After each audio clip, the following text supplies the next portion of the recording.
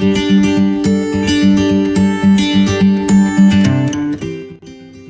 friends, this is my 14th lecture on equilibrium. In this lecture we will study about solubility and solubility product. So please watch this lecture carefully and don't forget to subscribe my channel Chemistry by your friend. Thank you so much.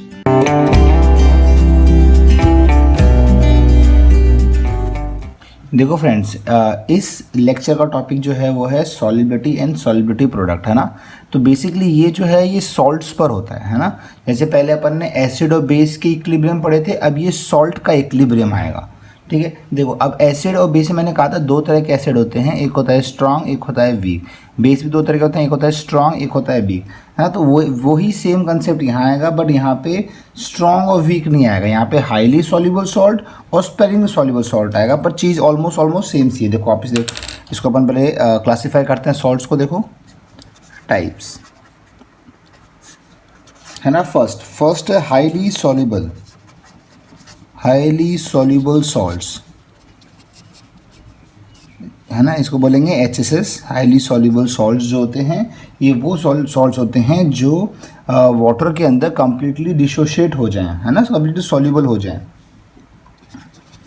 Salts which are completely soluble in water, है ना। और दूसरे कौन से होंगे आपको समझ चुके होंगे, दूसरे को बोलते हैं स्पेरिंगली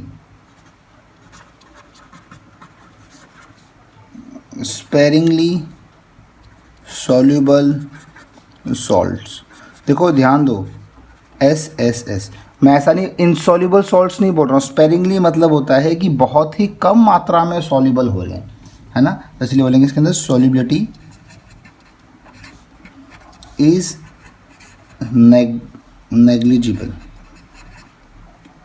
यहाँ तो बात क्लियर है आपको। आप देखो इसके एग्जांपल्स दे छोटे से, बाकी क्वेश्चंस में गिवन भी रहता है, बाकी आपको थोड़ा एग्जांपल बताता हूँ। देखो तो एग्जांपल्स जो कैसे हैं, जितने भी सॉल्ट्स ऑफ, ऐसे बोलेंगे salts of nitrate NO3 minus, है ना।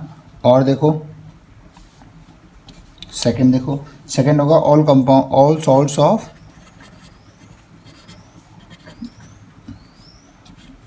सोडियम, पोटेशियम, रुबीडियम, मतलब फर्स्ट ग्रुप वाले। और अमोनियम के जो है इसके भी मोस्टली सॉल्ट जो रहते हैं ये सब क्या रहते हैं, वाटर सॉल्युबल रहते हैं। इसका मतलब अगर नाइट्रेट के सॉल्ट्स मिल जाएं या Na+, K+, Rb+, HCS+, caesium+ और NH4+, मतलब अमोनियम आयन के अगर मिल जाएंगे तो ये भी क्या होते हैं, सारे ये कम्प्लीटली सॉल्युबल होते हैं। अगर बात की जाए स्पेरिंगली सॉल्युबल की तो इसकी एग्जाम्पल्स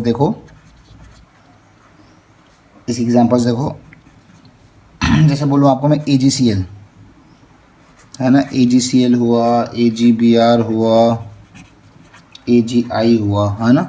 और देखो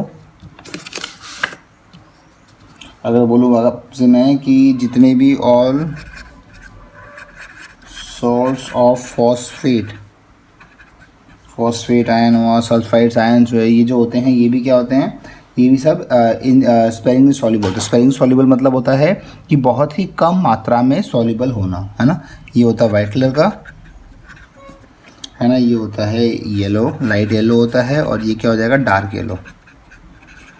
एक्चुअली होता क्या है ना, ये बहुत ही कम सॉल्युबल होते हैं और थोड़ा सा सॉल्युबल होने के बाद ये PPT बना देते हैं। जो PPT बनेगा वो वाइट कलर का बनेगा, समझ रहे हो। जैसे येलो है तो येलो जो PPT AgBr जो PPT बनाएगा वो लाइट येलो कलर का बनाएगा। AgI जो बनाएगा वो क्या बनाएगा, डार्क येलो कलर का बनाएगा। क्लियर बात सब लोगों को, ठीक है। देखो ध्यान से, अगर आपने इक्विलिब्रियम सही से पढ़ा है, आयनिक इक्विलिब्रियम सही से पढ़ा है तो आपको पता लग गया होगा। एक तो क्या होता है स्ट्रॉन्ग एसिड, एक वीक एसिड ना। तो ये जो है ना ये वीक एक्ट करेगा स्ट्रॉन्ग एसिड की तरह, और स्पेरिंगली सॉल्युबल एक्ट करेगा वीक एसिड की तरह, है ना। तो आप मुझे बताओ कि इक्विलिब्रियम स्टैब्लिश किस में होता है, स्ट्रॉन्ग में होता है या वीक में होता है। तो आपने पता है कि इक्विलिब्रियम स्टैब्लिश जो होता है वो होता है अपने पास वीक एसिड के अंदर होता है, ठीक है। इसका मतलब यहाँ पर भी इक्विलिब्रियम स्टैब्लिश किसके अंदर होगा, स्पेरिंगली सॉल्युबल सॉल्ट्स के अंदर इक्विलिब्रियम स्टैब्लिश होगा। ये समझ में आता है आपको, है ना। स्ट्रॉन्ग एसिड तो होता ही नहीं, तो हाईली सॉल्युबल तो पूरा टूट गया, पूरा सॉल्युबल होगा, उसमें होगा ही नहीं। पर जो स्पेरिंगली सॉल्युबल सॉल्ट्स होंगे इनके अंदर इक्विलिब्रियम स्टैब्लिश होता है, समझ में आया।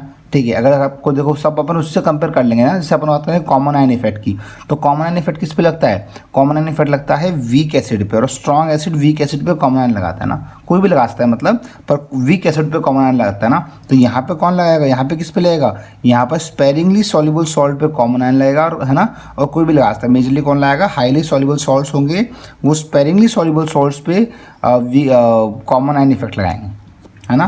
तो जो अपन वहाँ पे पढ़ा था वही कंपेयर करते चलेंगे। बस आपको एक चीज़ दिमाग में रखनी है कि highly soluble salts is like strong acid and sparing soluble salts is like weak acid, है ना। ठीक है, अब देखो, तो ये टाइप्स ऑफ सॉल्ट अपन ने टाइप्स ऑफ सॉल्ट्स पढ़े हैं। अब देखो ये प्रोसेस कैसे करते हैं। देखो अपन एक स्पेरिंगली सॉल्युबल सॉल्ट लेते हैं, है ना। सपोज मैंने कंसिडर किया एक स्पेरिंगली सॉल्युबल सॉल्ट AB, है ना, ये सॉलिड के फॉर्म में, ये है SSS है, मतलब ये स्पेरिंगली सॉल्युबल सॉल्ट ना। तो इस S का, ये जो S है मतलब AB है, सॉलिड में है, ये कंप्लीटली डिसोशिएट तो होगा नहीं। तो मान लो इसका AB है ना, इतना पार्ट क्या हो गया? डिसोशिएट, इतना पार्ट क्या हो गया? सॉल्युबल हो गया, है ना। AB में से AB सॉल्युबल हो गया। तो अगर कुछ ही पार्ट हुआ है तो क्या होगा? यहाँ पे डबल एरो दिखाएंगे, है ना। मान लो इसमें से S अमाउंट सॉल्युबल होगा, इस S को बोलते हैं सॉल्युबिलिटी, है ना। ये मोल पर लीटर में आएगी, और ये S जो होगा सॉल्युबिलिटी रहेगी, और इतना मान लो इतना सॉल्युबल हो चुका है। अब जितना भी सॉल्युबल हुआ है वो सारा का सारा आयंस में कन्वर्ट हो जाएगा। सॉल्युबल का मतलब ही वो है कि वो सारा आयंस में कन्वर्ट हो चुका है, समझ में आया। तो ये जितना भी डिजॉल्व हुआ था वो सारा डिसोशिएट हो गया। तो इसके बीच में सिंगल एरो आएगा, और ये अगर S है तो ये भी S रहेगा और ये भी S रहेगा। ये बात बहुत इंपॉर्टेंट है, वापस समझो एक बार। देखो हो क्या रहा है, यहाँ से फर्स्ट प्रोसेस है ना, फर्स्ट प्रोसेस, इसमें हो रहा है डिसोल्यूशन, है ना। यहाँ से यहाँ तक डिसोल्यूशन हुआ, जितना भी AB सॉलिड में था वो एक्वस में आ गया S, है ना। तो ये पार्शली आया है ना, कि स्पेरिंगली सॉल्युबल है, तो इसमें मान लो S अमाउंट जो है वो घुल चुका है, वो डिसॉल्व हो चुका है। अब जो S अमाउंट डिसॉल्व हो चुका है वो कंप्लीटली डिसोशिएट हो जाएगा A प्लस और B माइनस में, A प्लस और B माइनस में। ऐसा क्यों हो रहा है?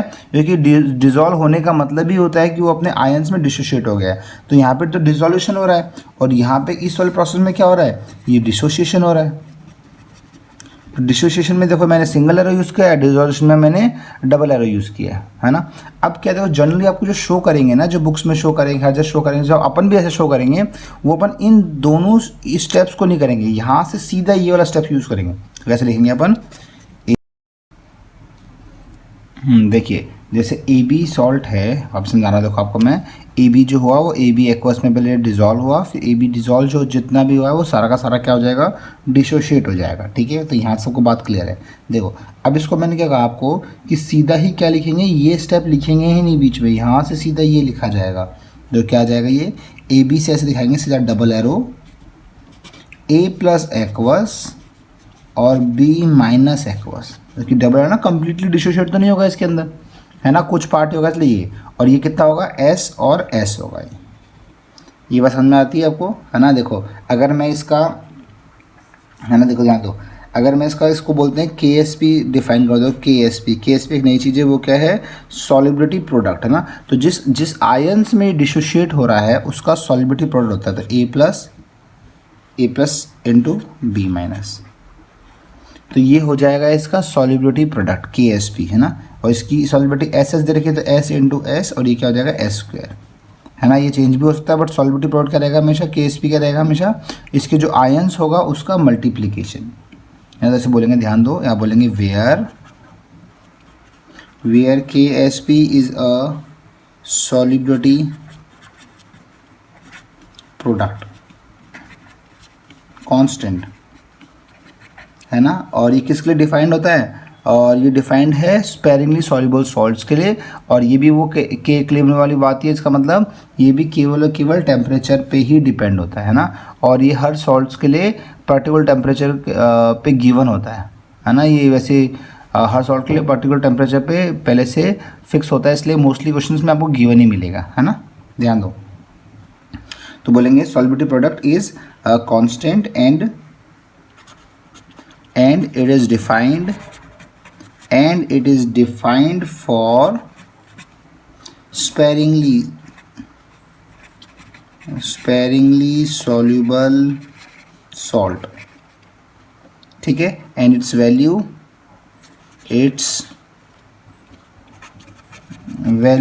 Only and only depends on temperature.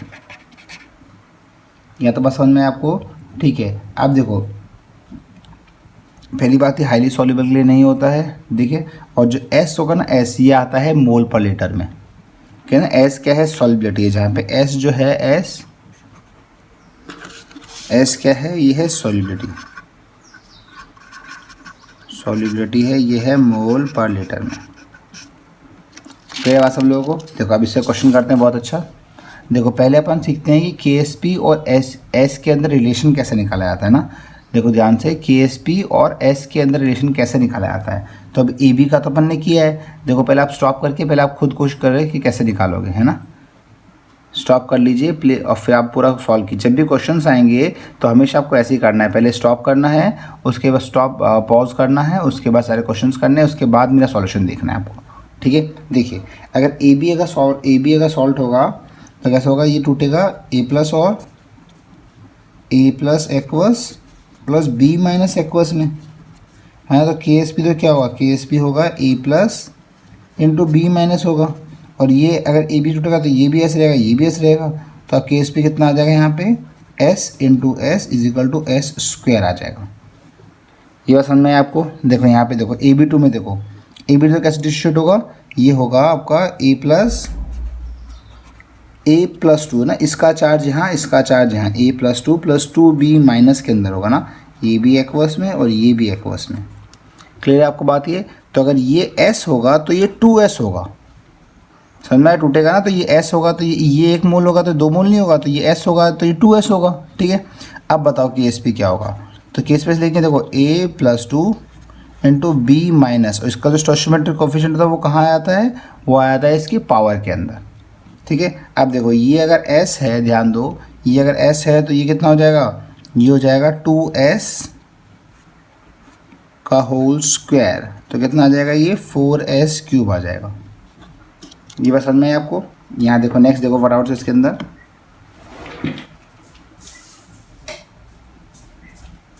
Next देखो, नेक्स्ट है अपने पास AB3। देखो AB3 कैसे करना है। AB3 डिसोशिएट जब होगा तो ये हो जाएगा आपके पास, है ना। AB3 डिसोशिएट होगा तो कैसा होगा, ये होगा A plus 3 plus 3B minus हो जाएगा, ये है ना, 3B माइनस हो जाएगा, ठीक है। अगर ये हो जाएगा आपके पास S तो ये हो जाएगा आपके पास 3S। तो KSP तो कितना आ जाएगा, KSP आ जाएगा आपके पास A प्लस 3 और B माइनस का होल पावर 3, ठीक है। तो ये अगर S रहेगा तो ये 3S का होल क्यूब आ जाएगा, है ना। तो KSP तो कितना आ जाएगा, KSP आ जाएगा 27S की पावर 4, ठीक है। यहाँ तो बात क्लियर है आप लोगों को, है ना। अब से A2B3 देखो A2B3 में क्या होगा, एक टूटेगा, देखो कैसे टूटेगा, ये यहाँ पे ये A आएगा, ये तो हो जाएगा +3 के अंदर, है ना। और A कितने हैं, 2 हैं, और B जो है इसका चार्ज कितना रहेगा, -2 में रहेगा, है ना। कि ये चार्ज यहाँ पे, ये यहाँ पे, ये यहाँ पे, ऐसे ना, ठीक है। और ये कितने हैं, B कितने हैं, 3 हैं, है ना। ये चार्ज जो सॉल्ट है न्यूट्रल रहेंगे ना, तो यहाँ पे तो ऊपर चार्ज चेक कर सकते हो, यहाँ पे कितना है +6 और यहाँ पे कितना है -6, इसका मतलब आप सही कर रहे हो, ठीक है।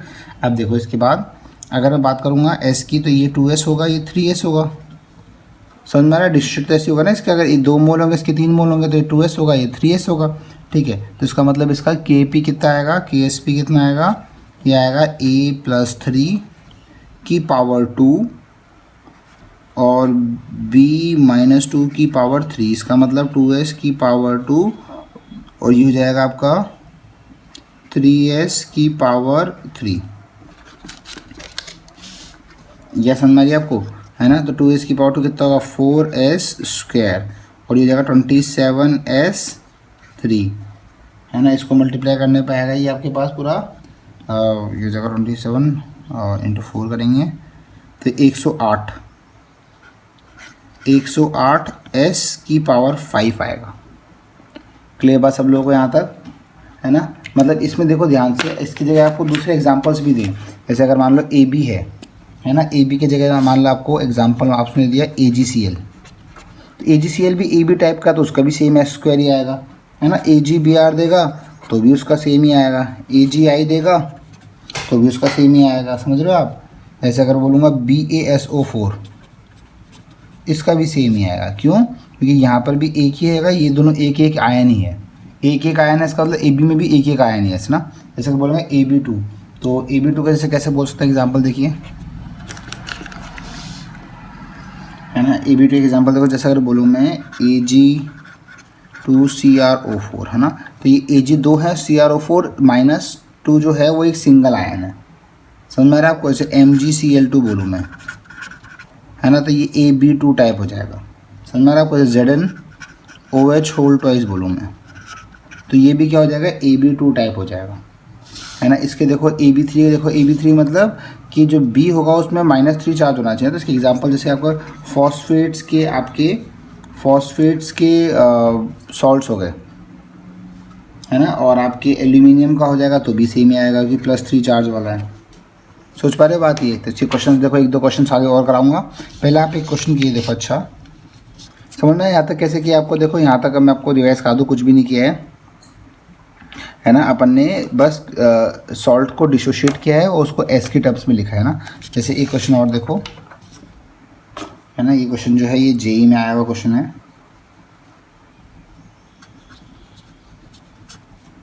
ना। ये वाला क्वेश्चन भी जेई में आया हुआ था, पहले वाला, ठीक है। देखो अब इसमें बताना था आपको कि इसके अंदर इसका फॉर्मूला क्या है, KSP और S का रिलेशन क्या आएगा। देखो ध्यान से, तो मैंने आपको सिखाया, देखो ये सीख लो कि सब समझ में आ जाएगा। देखो आपको ना इंपॉर्टेंट क्वेश्चन है। देखो यहाँ से प्लस चार्ज यहाँ जाएगा तो ये क्या होगा, A+Y हो जाएगा, और ये कितना है, ये X है, प्लस यहाँ पे कितना आ जाएगा, ये B, और ये -X हो जाएगा इसकी पावर, और ये क्या कितने हैं, ये Y दे रखे हैं आपको। इसका मतलब अगर ये हो जाएगा आपके पास X S, तो ये कितना हो जाएंगे, ये YS हो जाएंगे, है ना। तो KSP तो क्या आएगा, KSP था A+Y की पावर X, और यहाँ था B - X की पावर Y। अभी ऐसे वाले पुट कर दो तो XS की पावर X, और यहाँ पे हो जाएगा YS की पावर Y। समझ में आपको। देखो इसमें अलग करोगे तो कैसे आएगा, देखो x की पावर x बाहर आ गया, y की पावर y बाहर आ गया, और s की पावर x + y हो गया। तो ये फाइनली KSP का आपका रिलेशन आ गया।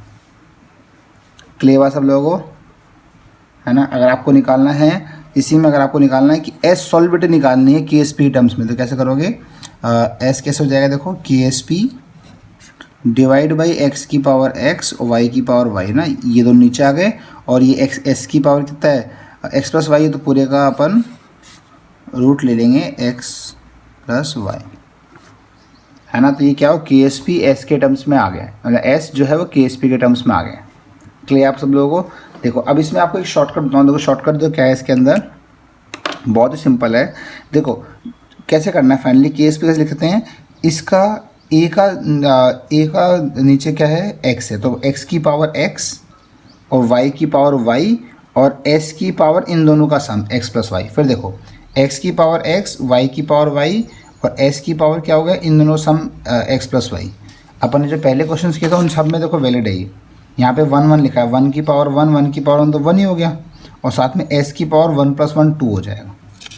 समझ में आया। देखो यहाँ देखो, इसको देखो सीधा, इससे अपन सीधा ही लिख सकते हैं। देखो नीचे 1 लिखा है, 1 की पावर 1, 2 की पावर 2 4, और s की पावर 2 + 1 3। सोच पा रहे हो बात ये, यहाँ देखो 1 की पावर 1, 3 की पावर 3, s की पावर 3 + 1 4, तो 27 आ गया। यहाँ देखो 2 की पावर 2 × 3 की पावर 3, s की पावर 2 + 3, तो ये हो जाएगा 108 × S5। इसका मतलब हमेशा अपने को आगे भी ऐसे ही करना है, देखा। तो अपन देखो डायरेक्ट KSP लिखेंगे, इसका 3 लिखा है ना यहाँ पे, तो 3 की पावर 3, ये 2 लिखा है, तो 2 की पावर 2 और s की पावर 3 + 2 कितना हो जाएगा, 5 हो जाएगा। तो ये 108 s की पावर 5 आता है। क्लियर सब लोगों को। अब जैसे ये है ना, ये Ag+ तो क्या करें, 2 की पावर, तो इसका KSP तो कैसे लेंगे, सीधा 2 की पावर 2 और ये 1 की पावर 1, s की पावर 2 + 1, तो कितना आ जाएगा, ये 4s³ आ जाएगा। ठीक है, ये देखो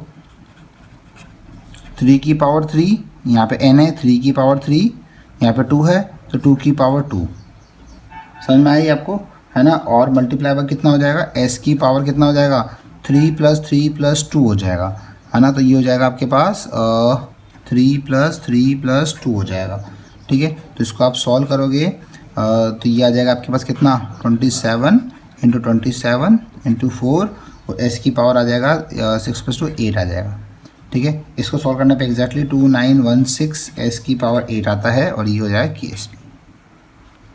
सोच पा रहे हो बात आप ये।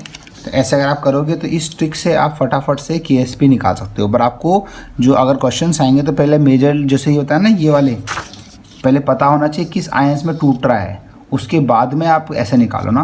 पर सिंपल अगर आपको KSP ही पूछा है एस की टर्म्स में तो आप नॉर्मली इस ट्रिक की हेल्प से भी निकाल सकते हो, ठीक है। यहाँ तक समझ में आया, यहाँ तक तो बहुत ईजी है, ठीक है। अब देखो 1-2 क्वेश्चंस करते हैं इस पर।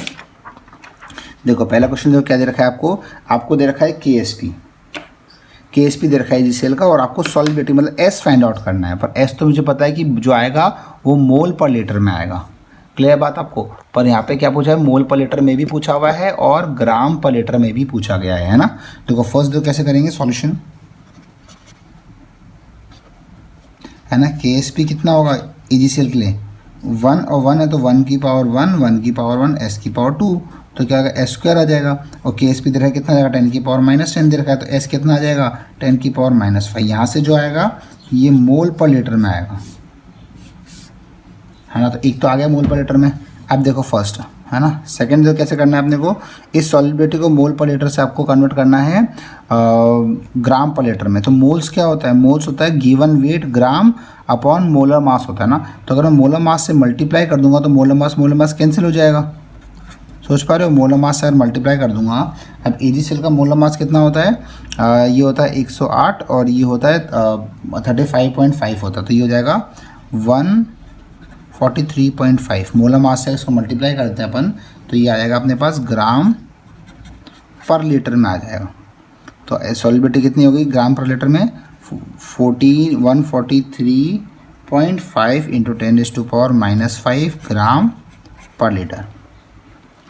देखो आप समझ लो एक बार, KSP से जो S निकाला गया, सिंपली जो S निकाला गया वो तो मोल पर लीटर में आया था। ये कंसंट्रेशन मोल पर लीटर में एक तरह की कंसंट्रेशन ही है ना। ये वो कंसंट्रेशन है जो डिज़ोल्व हो रही है, ठीक है। और अगर अपन S निकालेंगे, देखो फिर है ना S अगर अपन जो ग्राम पर लीटर पूछा गया ऑप्शंस के अंदर तो अपन इंटू उसको मॉलिक्यूलर वेट से कर देंगे। ऐसा क्यों, ये मोल्स को ग्राम में कैसे कन्वर्ट करोगे, इंटू मॉलिक्यूलर वेट से मल्टीप्लाई करके। समझ में आई ये बात आपको।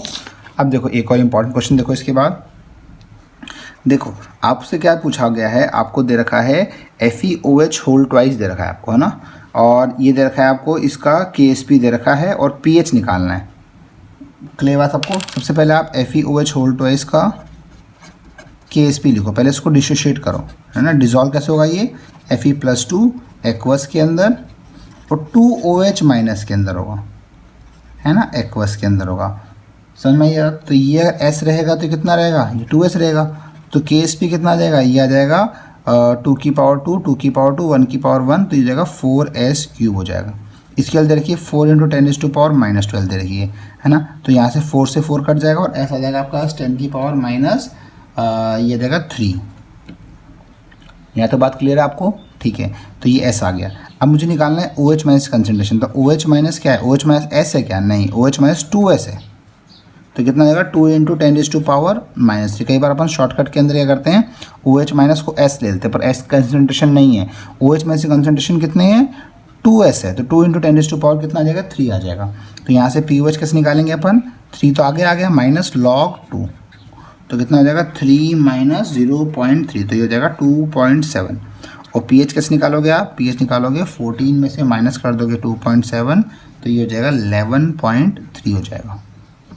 यहाँ तक क्लियर है आपको, है ना। तो देखो कुछ भी नहीं करना है, जैसे आपसे pH पूछा गया है, pH तो अभी pH आ गया, pH पूछा गया तो या तो S प्लस की कंसनट्रेशन निकल रही हो कहीं से या OH माइनस की निकल रही हो, दोनों से अपन pH निकाल सकते हैं। तो अगर यहाँ पे देखो OH दिखा तो मैं कहीं से इस OH माइनस की कंसनट्रेशन मिल जाए तो अपन आराम से pH निकाल सकते हैं। तो यहाँ पर अपन ने KSP दे रखा है तो KSP से S आ जाएगा, S से 2S करके अपन OH माइनस निकाल लिया, जैसे OH माइनस आ गया वहाँ से क्या कर लिया अपन ने pH निकाल लिया, सिंपल। देखिए इसके बाद एक क्वेश्चन और देखो, इसमें बोला है कि कंसनट्रेशन ऑफ E+3 आयन, है ना, A+3 ion in the saturated solution of A2B3। तो सैचुरेटेड का मतलब ये होता है, सैचुरेटेड का मतलब ये होता है कि कंप्लीटली जितना डिसोशिएट होना चाहिए था उतना हो चुका है, मतलब वो इक्विलिब्रियम अचीव कर चुका है, उसको बोलेंगे सैचुरेटेड, है ना। ऐसे स्टार्टिंग मान लो आपने 1-2 ड्रॉप उसको डिज़ोल्व किया, तो 1-2 स्टार्टिंग में तो डिज़ोल्व हो जाता है ना, पर उसको मैक्सिमम जितना डिज़ोल्व हो सकता है वो उस टाइम इक्विलिब्रियम पे आया था, उसको बोलते हैं सैचुरेटेड सॉल्यूशन, मतलब मैक्सिमम डिज़ोल्व हो चुका है वो। क्लियर बात सब लोग यहाँ तक, मतलब अब उसमें KSP का फॉर्मूला लगा सकते हैं। देखो यहाँ से ना, तो उसने बोला कि A+3 आयन की कंसनट्रेशन दे रखी, KSP निकालनी है। देखो तो आपको देखो सॉल्यूशन कैसे करेंगे इसका, A2B3 कैसे डिज़ोल्व होगा, देखो ये कैसे डिज़ोल्व होगा, ये होगा A+3 2 + 3B - 2। यहाँ तो बात समझ में है आपको, ठीक है। इसके बाद देखिए, है ना, अब अगर मैं बोलूँ आपसे कि आपको क्या दे रखा है, आपको A+3 दे रखा है, तो ये होगा 2S और ये होगा 3S, है ना। तो आपको 2S की वैल्यू दे रखी है, तो आपको A+3 = 2S = दे रखा है 2 × 10⁻⁻⁴ दे रखा है। तो यहाँ से S कितना आएगा, 2 10⁻⁻⁴ आ जाएगा, ठीक है। और KSP कितना है, तो KSP यहाँ पे 2 है, 2 की पावर 2, यहाँ पे 3 है, 3 की पावर 3 और S की पावर 2 + 3 कितना हो जाएगा, ये हो जाएगा 5 हो जाएगा, है ना। आपको ये पता है कि ये कितना आता है, 108 × S की पावर कितना आता है, 5 आता है ना। तो 108 × S कितना आ चुका है अपना, 10⁻⁻⁴ की पावर 5, यहाँ -4 लिखा हुआ है ना। तो फाइनली KSP दो कितना आ जाएगा, KSP आ जाएगा 108 × 10⁻⁻20 आ जाएगा। क्लियर बात सब लोगों को, यहाँ तक कुछ भी नहीं किया अपन ने, A+3 की कंसनट्रेशन निकाली है, A+3 लिया, A+3 दे रखा है इसने इतना, है ना। तो ये 2S की वैल्यू है, जैसे 2S की वैल्यू दे रखी है तो अपन क्या करेंगे, यहाँ से S निकाल लेंगे, S आती है अपन क्या करेंगे, KSP में पुट कर देंगे, ठीक है। अब नेक्स्ट जो टॉपिक है वो है कॉमन आयन इफेक्ट। फटाफट से इसको देख लीजिए, इसमें कोई डाउट है तो फटाफट से आप सॉल्व कर लीजिए इसको वापस से एक बार।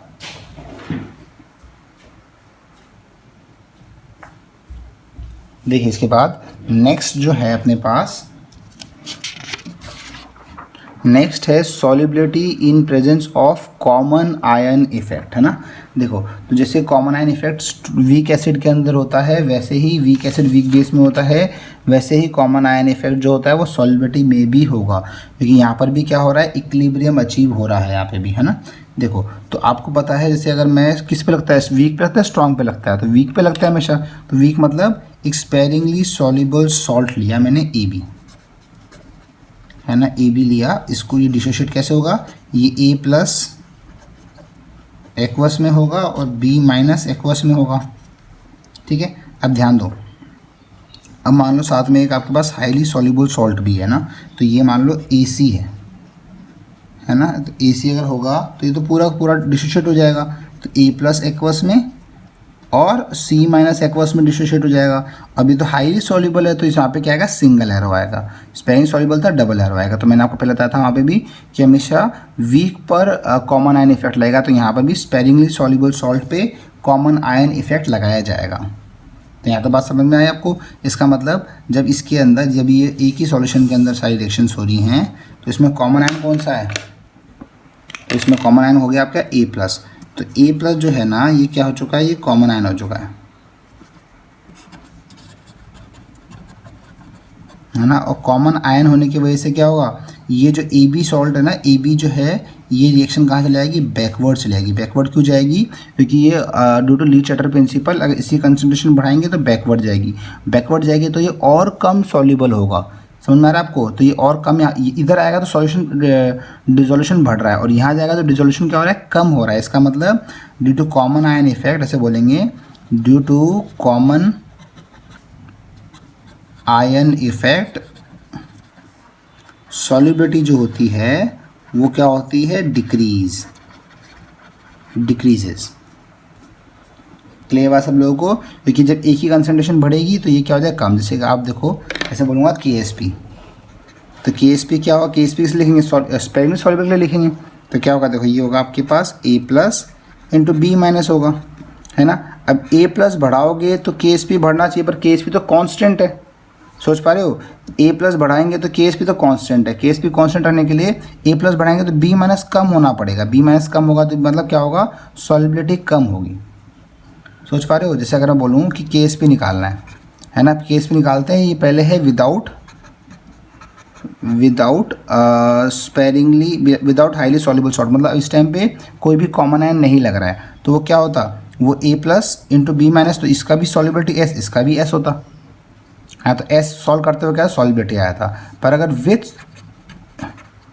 विथ स्पेरिंगली सॉल्युबल सॉल्ट लूँगा, ध्यान दो है ना, अगर विथ में स्पेरिंगली सॉल्युबल सॉल्ट लूँगा तो के एस पी क्या आएगा, के एस पी ए प्लस जितना भी आएगा ना वो तो स्ट्रॉन्ग से आएगा। मान लो इसकी कंसनट्रेशन सी थी, तो ये पहले क्वेश्चन था, ये खत्म हो जाएगा, और ये भी सी हो जाएगा, ये भी सी हो जाएगा, तो ये तो पूरा क्या हो जाएगा, सी हो जाएगा। जितना भी ए प्लस आएगा वो सारा अपन स्ट्रॉन्ग से कंसिडर करते हैं, याद करो अपन ने अजम्पशन लिया था कि जितना भी कॉमन आयन होगा वो स्ट्रॉन्ग से आएगा, तो सी हो गया इनटू, अब जो इसकी सॉल्युबिलिटी जो बचेगी ना, इसकी ए तो यहाँ से आ गया, बी की जो सॉल्युबिलिटी रहेगी वो एस डैश मान लो।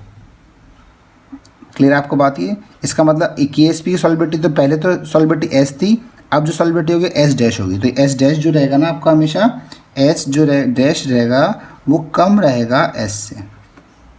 ऐसे क्यों, क्योंकि ये तो कांस्टेंट है ना, अब ये चीज़ बढ़ाओगे तो ये चीज़ कम हो जाएगी, सॉल्युबिलिटी फाइनली क्या हो जाएगी, कम हो जाएगी। अगर ये आपको बात समझ में नहीं आई है तो मैं आपको इसको एग्जाम्पल सारा क्लियर करूँगा कि मैंने यहाँ पे क्या किया है। बस आपको एक चीज़ ध्यान रखनी है इसके अंदर कि जितना भी कॉमन आयन होता है वो हमेशा स्ट्रॉन्ग से आता है, तो यहाँ पे कहाँ से आएगा, हाईली सॉल्युबल सॉल्ट से आएगा। दूसरी बात ध्यान रखनी है कॉमन आयन इफेक्ट की वजह से कि इनकी जो सॉल्युबिलिटी होती है वो डिक्रीज हो जाती है कॉमन आयन इफेक्ट की वजह से। क्लियर है, तो एक बहुत अच्छा क्वेश्चन करते हैं। देखो मान लो आपको के एस पी दे रखा है ना, के एस पी दे रखा है आपको 10⁻⁻10 और सॉल्युबिलिटी फाइंड आउट करनी है आपको, तो पहले प्योर वाटर में करना है, ठीक है, तो प्योर वाटर में तो कोई कॉमन आयन इफेक्ट नहीं होगा। उसके बाद करना है 0.2 mNaCl, तो यहाँ पे Cl आ गया, यहाँ पे Cl तो ये कॉमन आयन लगाएगा और NaCl तो स्ट्रॉन्ग होता है। AgCl के साथ कर AgN के साथ करेगा तो भी क्या होगा, यहाँ पे Ag और Ag क्या हो गया, कॉमन आयन इफेक्ट लाएगा ना। लास्ट देखो CaCl2, तो यहाँ पे Cl और Cl क्या लगाएगा, कॉमन आयन लगाएगा। इन तीनों में तो कॉमन आयन इफेक्ट लगेगा, इसमें कॉमन आयन इफेक्ट नहीं लगेगा। देखते हैं कि इन सबको अपन लास्ट में सॉल्युबिलिटी के इंक्रीजिंग ऑर्डर में इनको अरेंज करेंगे। क्लियर बात सब लोगों को। देखो फर्स्ट देखो, अगर इसमें बोलेगा प्योर वाटर में तो कुछ भी नहीं है, तो KSP कितना हो जाएगा, AgCl कितना होता है 1 × 1, तो यहाँ पे S स्क्वायर होता है, इधर रखा 10⁻10 दे रखा है, तो S कितना आ जाएगा 10⁻5 आ जाएगा, है ना। मोल पर लीटर के अंदर क्या आ गई है आपके पास, सॉल्युबिलिटी आ गई। तो ये किसका आ गया, तो प्योर वाटर में आ गया। अब बात करते हैं इसके अंदर ना, तो ये KSP होता क्या है बेसिकली, ये होता है वीक के लिए Ag+ और Cl-। अब सारा जो Cl- आएगा वो स्ट्रॉन्ग से आएगा। अगर स्ट्रॉन्ग में Cl- की कंसनट्रेशन कितनी है 0.2, कि जितनी NaCl की रहेगी उतनी Cl की रहेगी, तो 0.2 है, और इसकी सॉल्युबिलिटी मान लो S है, तो अब इसका S डैश निकाल लेते हैं, S डैश इंटू इसकी यहाँ पे कितने टोटल कितनी आ गई 0.2 आ गया, तो 0.2, और KSP तो कांस्टेंट रहता है हमेशा, सेम टेम्परेचर है, 10⁻⁻5 है ना, 10 दे रखा है ना, -10 दे रखा है। तो देखो S डैश कितना आ गया यहाँ पे, ये आ गया 10⁻⁻10 डिवाइड बाई 0.2, तो ये आ जाएगा 5 × 10⁻⁻10 मोल पर लीटर। देखो सॉल्युबिलिटी क्या हुआ, सॉल्युबिलिटी बहुत डिक्रीज हो गई, 10⁻⁻10 आ गया, यहाँ पे 10 की पावर क्या था -5 था, ठीक है। एक और देखो, अगर यहाँ बोलो KSP तो वापस से Ag+ और Cl-, कॉमन आयन कौन सा Ag+, मतलब सारा Ag+ स्ट्रॉन्ग से आएगा, तो यहीं से आएगा, तो ये तो हो जाएगा 0.5, इसकी सॉल्युबिलिटी S मान लो, जब S डबल डैश ले लेते हैं, ये हो गई, और ये तो हमेशा कांस्टेंट है 10⁻⁻10, तो S डबल डैश कितना हो जाएगा 10⁻⁻10 अपॉन 0.5 हो जाएगा, तो 2 × 10⁻⁻10 हो जाएगा, मोल पर लीटर हो जाएगा। क्लियर बात सब लोगों को। एक और देखो लास्ट, अगर मैं KSP बोलूँ तो KSP तो हमेशा वीक के लिए, जो क्वेश्चन में ना वीक के लिए ही लिखा जाएगा, तो Ag+ और Cl-, ठीक है। अब देखो कॉमन आयन कौन सा Cl है, तो Ag तो की जगह तो मैं सॉल्युबिलिटी लेता हूँ, तो S ट्रिपल डैश, क्योंकि यहाँ पे अलग अलग करने के लिए S dash S dash double dash triple dash ले लिया अपन ने, मल्टीप्लाई बाय, है ना। अब मुझे चाहिए Cl, तो Cl यहाँ से आएगा। अब अगर ये पूरा CaCl2 1 मोल है तो Cl तो डबल 2 मोल हो जाएगा ना, सोच पा रहे हो, CaCl2 1 मोल है तो Cl तो 2 मोल हो जाएगा। तो अगर ये पूरी कंसनट्रेशन 0.5 है तो Cl की कितनी हो जाएगी, Cl की तो 1 हो जाएगी। सही है बात यहाँ तक, और 10⁻⁻10 हो जाएगा, तो S ट्रिपल डैश की वैल्यू क्या आ जाएगी 10⁻⁻10 आ जाएगी। मोल पर लीटर, है ना। तो देखो सबसे ज़्यादा सबसे कम सॉल्युबिलिटी किसके अंदर है, इसके अंदर, क्योंकि इसके अंदर कॉमन आयन सबसे ज़्यादा है। इसमें एक 1 m कॉमन आयन है, इसमें 0.5 m कॉमन आयन है, इसका मतलब और कम। इसके अंदर 0.2 m है, इसका मतलब और कम रहेगी। इसका मतलब जैसे जैसे अपन कॉमन आयन की कंसंट्रेशन बढ़ाते जाएंगे वैसे वैसे क्या होगा, सॉल्युबिलिटी और कम होती जाएगी। देखो यहाँ देखो वापस एक बार, है ना, जब ये नहीं है तो सॉल्युबिलिटी ज़्यादा है, उसके बाद अगर जैसे ही ये बढ़ाऊंगा कॉमन आयन डालूंगा तो सॉल्युबिलिटी कम हो जाएगी। इसी कंसंट्रेशन और बढ़ाता रहूँगा तो और लीचटर प्रिंसिपल लगने के कारण और सॉल्युबिलिटी कम होती जाएगी। इसी को अपन ने इससे भी देखा। क्लियर है। देखो फाइनली देखो रिलेशन क्या आ जाएगा, फाइनल रिलेशन आ जाएगा। सबसे ज़्यादा तो किसकी होगी, इंक्रीजिंग वाटर है ना, तो सबसे कम तो होगी इसके अंदर 0.5 m CaCl2 के अंदर 10⁻⁻10 है। उससे ज़्यादा होगी 0.5 m AgNO3 के अंदर, उससे ज़्यादा रहेगी 0.2 m NaCl के अंदर, और सबसे ज़्यादा रहेगी इसके अंदर प्योर वाटर के अंदर। क्लियर आप सब लोगों को। तो ये बहुत इंपॉर्टेंट क्वेश्चन है कॉमन आयन इफेक्ट वाला, जो आपको ढंग से समझना है। और आपको समझ में नहीं आया तो आप वापस से इस वीडियो को देखो, आपको एग्जैक्टली क्लियरली समझ में आ जाना चाहिए। बस एक बात ध्यान रखनी है कि जो कॉमन आयन होगा वो पूरा का पूरा स्ट्रॉन्ग से आएगा, जो दूसरे वाला बचेगा वो सॉल्युबिलिटी डिफाइन करेगा। क्लियर बात सब लोगों को यहाँ तक। इसके बाद देखिए नेक्स्ट, देखो नेक्स्ट अपन को पढ़ना है कि स्पेरिंगली सॉल्युबल सॉल्ट होता है, उसमें अगर कॉम्प्लेक्स फॉर्मेशन हो जाता है तब क्या होता है, सॉल्युबिलिटी बढ़ती है या कम होती है। देखिए आपको थोड़ी देर पहले बताया मैंने आपको कि जब भी कॉमन आयन इफेक्ट होगा तो क्या होगा, तो आपकी सॉल्युबिलिटी जो होती है वो डिक्रीज हो जाती है। पर जब भी कॉम्प्लेक्स फॉर्मेशन होता है, कॉम्प्लेक्स फॉर्मेशन, तो क्या होता है, सॉल्युबिलिटी आपकी इंक्रीज हो जाती है। अब देखो कैसे होती है, ध्यान दो। देखो सपोज आपके पास वाटर में AgBr है ना। AgBr में अगर आप ऐसा कोई आयन डाल रहे हो जो एज ए लिगेंड काम करे, जैसे मान लो NH3 डाल दिया, आयन या न्यूट्रल कोई भी सब्सटेंस डाला जो लिगेंड काम करे, NH3 हुआ, Cn- हुआ, और आपका C2O4 - हुआ, है ना। तो अगर ये डालेगा तो क्या करेगा, ये लिगेंड काम करेगा। लिगेंड काम करेगा तो क्या करेगा, ये आपने अगर AgCl का AgBr वाटर में है, ये क्या क्या हो गया अपने पास, वाटर है ना। वाटर में है तो कैसे डिसोशिएट होगा ये AgBr, है ना, ये जाएगा Ag+ और Br- के अंदर, है ना।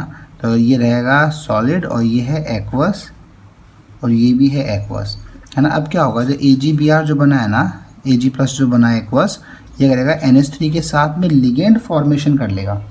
तो दो NH3 को अपने साथ रखेगा और क्या करेगा, एक लिगेंड फॉर्मेशन करेगा, कॉम्प्लेक्स फॉर्मेशन करेगा NH3 और ऊपर क्या आ जाएगा इस पर प्लस। क्लियर बात सब लोगों को, ध्यान दो। अब क्या हुआ, देखो यहाँ से इस Ag को देखो, यहाँ पे पहले इक्विलिब्रियम स्टैब्लिश हुआ। अब अगर Ag कंसंट्रेशन कम हो रही है तो रिएक्शन तो फॉरवर्ड आएगी ना। कम क्यों हो रही है, क्योंकि Ag जो है वो NH3 के साथ कॉम्प्लेक्स बनाते आ रहा है। सोच पा रहे हो, Ag जो है वो NH3 के साथ कॉम्प्लेक्स बनाता रहेगा तो Ag कंसंट्रेशन कम होती रहेगी। Ag कंसंट्रेशन कम होगी तो रिएक्शन कहाँ आएगी, रिएक्शन फॉरवर्ड डायरेक्शन में आएगी। फॉरवर्ड आएगी इसका मतलब सॉल्युबिलिटी आपकी क्या हो रही है, इंक्रीज हो रही है। बस समझ में आपको ना। तो रिएक्शन कंप्लीशन की तरफ जाएगी और सॉल्युबिलिटी क्या होगी आपके पास, इंक्रीज होगी। नॉर्मल सी बात है ना। इसके लिए लिखा जाता है KSP।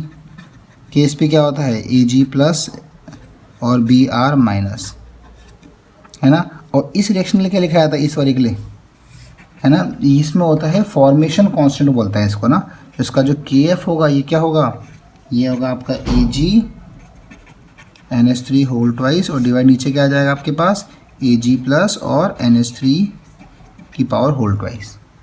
इसके लिए KF लिखा जाएगा, उसके लिए KSP लिखा जाएगा। और बस आपको तो ये ध्यान रखना है यहाँ पे नीट और JEE मेंस के हिसाब से कि जब भी इसके अंदर सॉल्युबिलिटी बढ़ेगी, जब भी कॉमन आयन कॉम्प्लेक्स फॉर्मेशन होता है तो सॉल्युबिलिटी बढ़ती है, कॉमन आयन इफेक्ट होता है तो क्या होता है, सॉल्युबिलिटी कम होती है।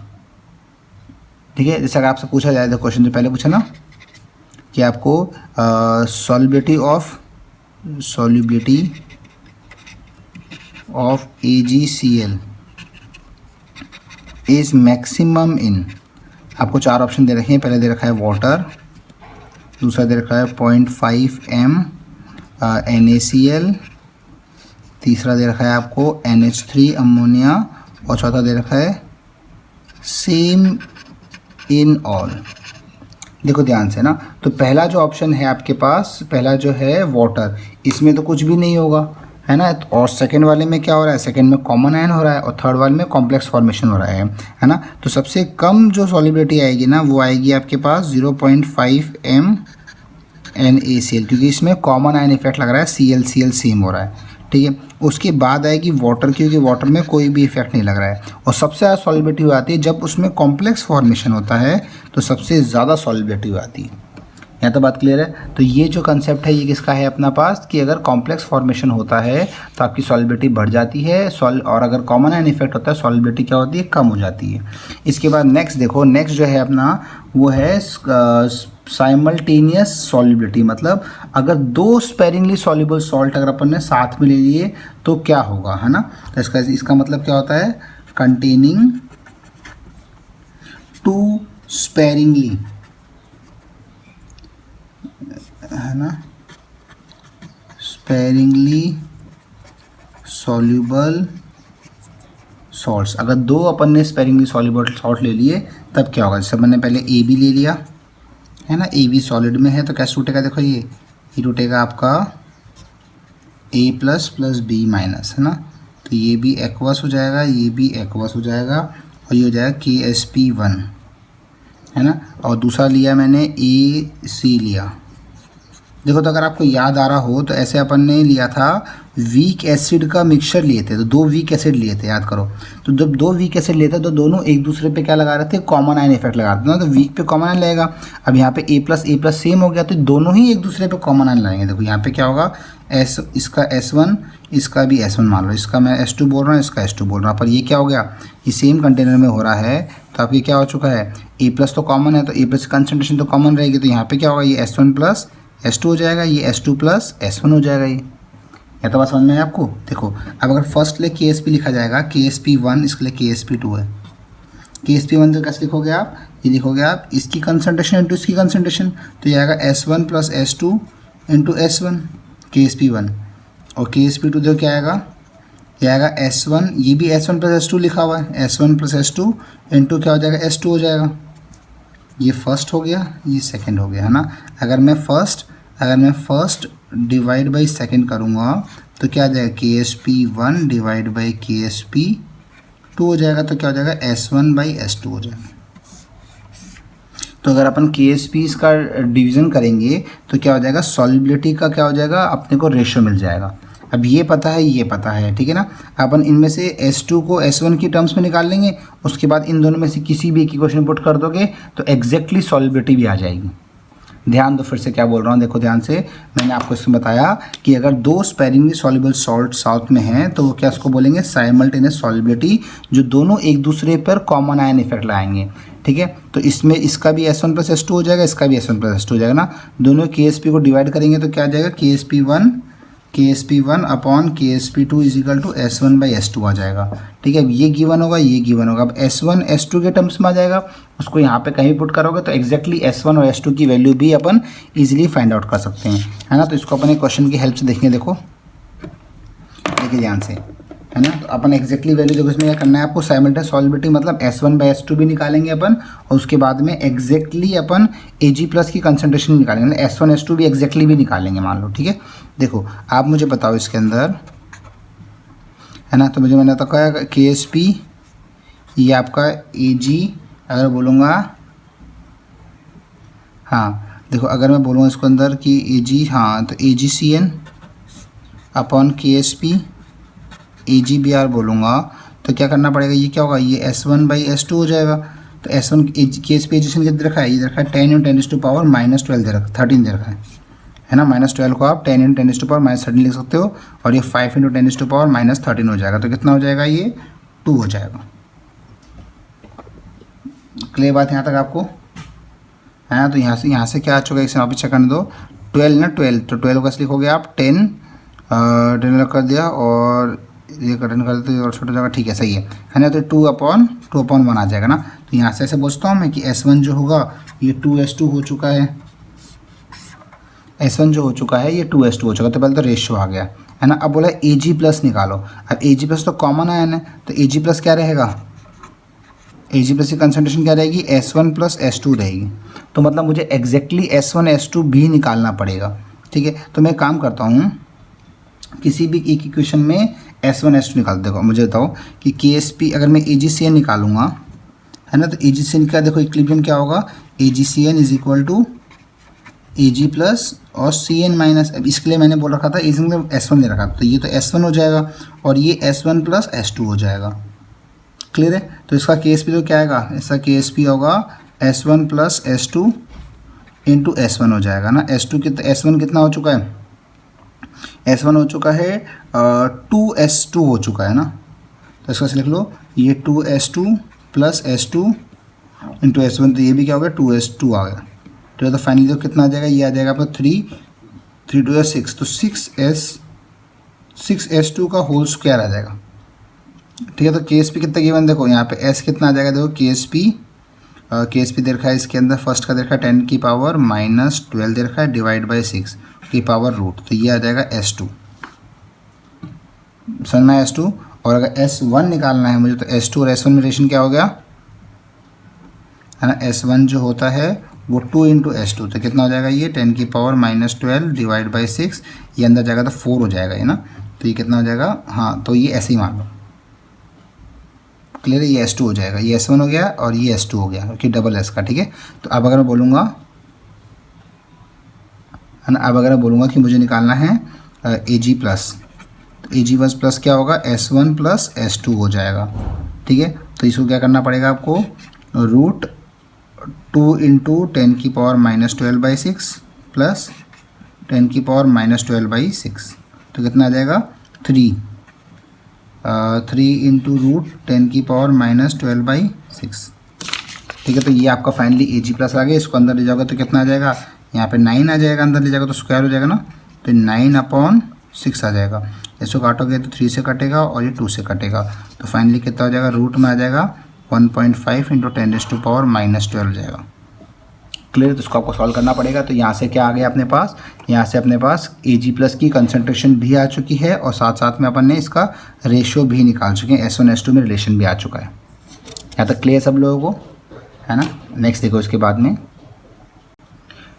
देखो फ्रेंड्स, जो नेक्स्ट टॉपिक जो है अपने पास वो है आयनिक प्रोडक्ट। देखिए अब जैसे आयनिक प्रोडक्ट तो क्या होता है, बेसिकली सपोज मैंने एक रिएक्शन ली, मैंने इस टाइट्रेशन फ्लास्क जो है, इस फ्लास्क में डाल दिया मान लो NaCl, इसमें है NaCl, ठीक है, और ऊपर से यहाँ से मैं डाल रहा हूँ AgNO3, ठीक है। तो आप मुझे बताओ कि रिएक्शन क्या होगी। देखो अगर रिएक्शन की बात करेंगे तो रिएक्शन होगी आपकी NaCl, ये NaCl हो गया, प्लस AgNO3, और क्या बनाएगा ये बनाएगा आपका AgCl और NaNO3। तो और AgCl क्या बनेगा, PPT बनेगा। वो कब बनेगा, जब वो अपना सैचुरेटेड सॉल्यूशन तक पूरा डिजॉल्व हो चुका होगा, उसके बाद बनेगा। क्लियर है। अब इस क्वेश्चन में देखो, अब जब भी ऐसे क्वेश्चन आएंगे इसमें आपको समझ लो KSP गिवन है AgCl का, इसका मतलब आपको खुद को अंडरस्टूड है कि भाई AgCl ना बस यही स्पेरिंगली सॉल्यूबल है, बाकी सब कंप्लीटली सॉल्यूबल है, हाईली सॉल्यूबल है। और कहा भी था मैंने कि ना के रब से वाले तो वैसे ही कंप्लीट सॉल्यूबल होते हैं, और नाइट्रेट्स होते हैं वो भी कंप्लीटली सॉल्यूबल बताया था मैंने हाईली सॉल्यूबल के अंदर आपको, ठीक है।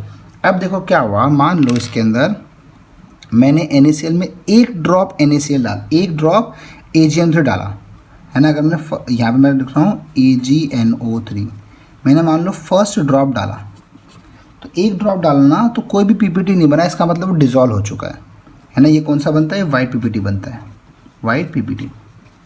अगर मैंने 2 ड्रॉप डाला तो भी कोई पहले नो PPT, 2 ड्रॉप डाला तो भी कोई PPT नहीं बना, 2 ड्रॉप डाला इसका डिजॉल्व हो चुका है वो भी ना। 3 ड्रॉप डाला तो भी कोई PPT नहीं बना। ऐसे करते करते करते करते जब तक मैं 7th ड्रॉप डालता गया ना, तब भी कोई PPT नहीं बना, है ना। अब जैसे ही मैंने 8 ड्रॉप डाला इसके AgNO3 का, तो PPT दिखाई दिया मुझे, और उसके बाद में 9th ड्रॉप डालूंगा तब और PPT दिखाई देगा, उसके बाद ड्रॉप बढ़ाता रहूँगा तो और सब क्या होंगे, PPT की मात्रा भी क्या होगी, बढ़ती जाएगी। इसका मतलब क्या हुआ, इसका मतलब ऐसे नहीं बोल सकते कि AgCl इनसॉल्युबल है, वो स्पेरिंगली सॉल्युबल है। वो 7th ड्रॉप तक तो वो क्या करा, उसने डिजॉल्व कर लिया अपने अंदर, पर 7th के बाद में वो सैचुरेट हो चुका है यहाँ तक वो, और सेचुरेट होने के बाद में वो एक्स्ट्रा ड्रॉप जो है उसको क्या करेगा, डिजोल्व नहीं कर पाया और वो क्या बन गया फाइनली, वो पीपीटी की फॉर्म में आ गया। मतलब यहाँ पे एजीसीएल जैसे डाला, एजीसीएल बना तो डिजोल्व हो गया, का होता 8/7 ड्रॉप तो डिजोल्व हो गया, उसके एक्स्ट्रा जब डाला तो एजीसीएल वाइट पीपीटी की फॉर्म में क्या हो जाएगा, आपको वो यहाँ मिल जाएगा।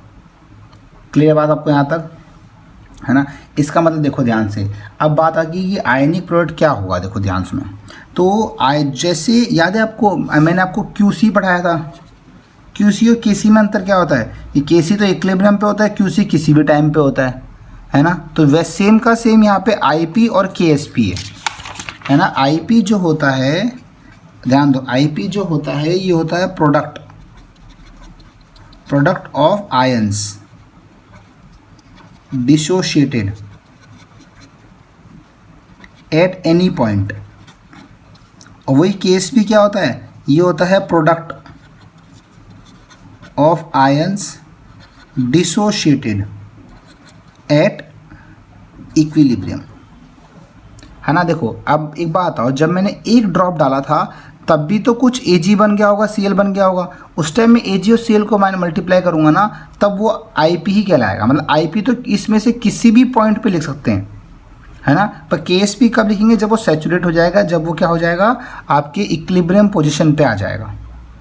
ठीक है, इसका मतलब ध्यान दो, कंक्लूजन पॉइंट जो क्या है इसके अंदर इंपॉर्टेंट, है ना। देखो फॉर्मूला दोनों का यही है, इसका Ip का फॉर्मूला भी क्या है, Ag प्लस और Cl माइनस ही है ना। और KSP का भी क्या है, इसका भी Ag प्लस और Cl माइनस ही है। बस अंतर क्या है, ये जो है ये तो एट एनी टाइम है, एट एनी पॉइंट, और ये क्या है, at KSP, at equilibrium only. यहाँ तो बात समझ में आपको।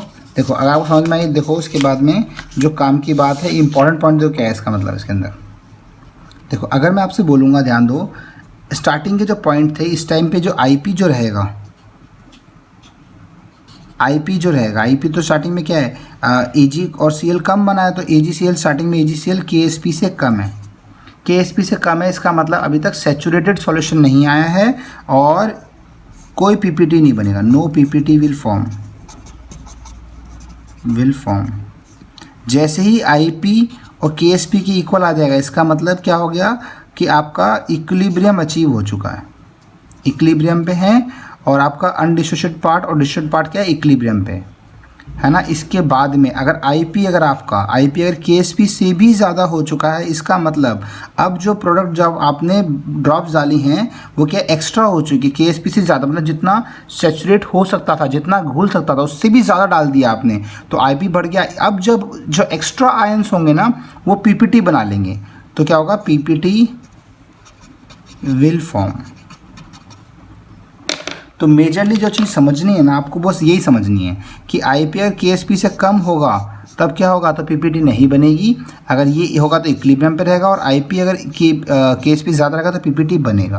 यहाँ तक बात क्लियर हुई। और आईपी और केएसपी में अंतर क्या होता है, देखो आईपी और केएसपी में अंतर ये होता है कि आईपी जो होगा ये तो एट एनी पॉइंट होता है, और केएसपी जो होता है एट इक्विलिब्रियम होता है। फॉर्मूला दोनों का वही है, दोनों के आयंस का मल्टीप्लिकेशन है पर अलग अलग टाइम पे। जैसे क्यूसी केसी होता है ना, ये होता है इक्विलिब्रियम पे और ये होता है एट एनी टाइम होता है, वैसे सेम का सेम है। क्लियर बात सब लोगों को। स्टार्टिंग में तो क्या होगा, आईपी कम रहता है, बाद में आईपी केएसपी ज़्यादा होगा तो पीपीटी बनना चालू हो जाता है ना। अब इसको समझाने के लिए मैं आपको एक क्वेश्चन की हेल्प समझाता हूँ। देखो ये क्वेश्चन पढ़ लीजिए सब लोग। देखिए देखो इस क्वेश्चन में क्या कहा गया है, सिंपल सा क्वेश्चन। देखो इसमें बोला है कि AgNO3 इतना मोलेरिटी दे रखी है, NaCl इतना दे रखा है, ठीक है, इन दोनों को मिक्स किया गया है और KSP इतना दे रखा है। तो बताओ कि पीपीटी बनेगा नहीं बनेगा। तो ये जो कंसंट्रेशन दे रखी है इन दोनों को मल्टीप्लाई कर लेंगे अपन, ठीक है। अब अगर ये अगर यहाँ से IP आएगा, कंसंट्रेशन से IP आएगा, बस बताया रखना किस टाइम पर है, तो यहाँ से IP आएगा। अगर IP इस KSP से कम रहेगा तब तो पीपीटी नहीं बनेगा, और ज़्यादा हो जाएगा तो पीपीटी बनेगा। देखो चेक करते हैं। अगर मैं बोलूँगा IP, तो IP क्या आएगा आपका, Ag प्लस और Cl माइनस। अब देखो Ag प्लस कितना दे रखा है, जो AgN3 रहेगा वही Ag का रहेगा, स्ट्रॉन्ग है ना, हाईली सॉल्युबल है, तो 10 की पावर -4, और Cl माइनस यहाँ से आएगा तो ये दे रखा 10 की पावर -5 देगा, 10 की पावर -9, और 10 की पावर -9 होता है और 10 की पावर -10 से बड़ा होता है, जो IP जो है वो क्या हो गया, वो KSP से बड़ा होता है। अगर KSP से बड़ा होगा तो क्या होगा, इसका मतलब PPT विल फॉर्म। यहाँ तक बात समझ में है आपको। जैसे एक क्वेश्चन और देखो, बस कुछ नहीं करना, IP और KSP निकालना है। देखो एक क्वेश्चन और देखो, calculate the minimum concentration of BaSO4 2- predict the precipitate to require to precipitate BaSO4 in the solution containing इतना मोल BaSO4। इसका मतलब देखो ध्यान दो कि IP जो होना चाहिए वो KSP के बराबर होना चाहिए, तभी वो मिनिमम कंसंट्रेशन इतनी है। उसके बाद जैसे होगा तो वो प्रेसिपिटेट होना चालू हो जाएगा ना। तो क्या करेंगे अपन, SO4 2- और Ba+2, ये तो आयनिक प्रोडक्ट KSP के बराबर कर दो इसको। KSP दे रखा है आपको 4 × 10⁻⁻10 है ना। तो आपको SO4 2- निकालना है, तो Ba+2 नीचे आ जाएगा, ये हो जाएगा 4 × 10⁻10 डिवाइड बाई आ जाएगा आपके पास Ba+2। तो Ba+2 दे रखा है, सॉरी Ba+2 हाँ दे रखा है 10⁻⁻4 दे रखा है आपको, ठीक है। तो कितना का 4 × 10⁻6 हो जाएगा। मतलब कम से कम इतनी कंसंट्रेशन होगी तो इक्विलिब्रियम पे आके वो PPT बनाना चालू कर दे। जब भी मिनिमम कंडीशन बोला जाएगा तो अपन इन दोनों को क्या कर देंगे, इक्वल कर देंगे। ये तो बात समझ में आई। तो ये बहुत ही इंपॉर्टेंट टॉपिक था अपना सॉल्ट हाइड्रोलिसिस। देखो सबसे ज़्यादा इंपॉर्टेंट जो टॉपिक है वो 3 है इसके अंदर, वो है सॉल्ट हाइड्रोलिसिस, नेक्स्ट है अपना बफर, और थर्ड है अपना KSP मतलब सॉल्युबिलिटी प्रोडक्ट वाला पार्ट ना। तो ये लास्ट के तीनों लेक्चर में सारा समझाया गया आपको। अब इसके बाद नेक्स्ट अपन थोड़ा सा पढ़ेंगे फिजिकल इक्विलिब्रियम। देखो ध्यान से, अपन ने पहले चालू किया था केमिकल इक्विलिब्रियम, फिर पढ़े अपन आयनिक इक्विलिब्रियम, अब थोड़ा सा पढ़ेंगे अपन फिजिकल इक्विलिब्रियम। छोटा सा है पर इंपॉर्टेंट है, कई बार पूछ लेते हैं, थ्योरेटिकल है बस वो, है ना। चलो बेस्ट ऑफ लक, यहाँ तक सब लोग बच्चों पढ़ो आराम से। Thank you so much.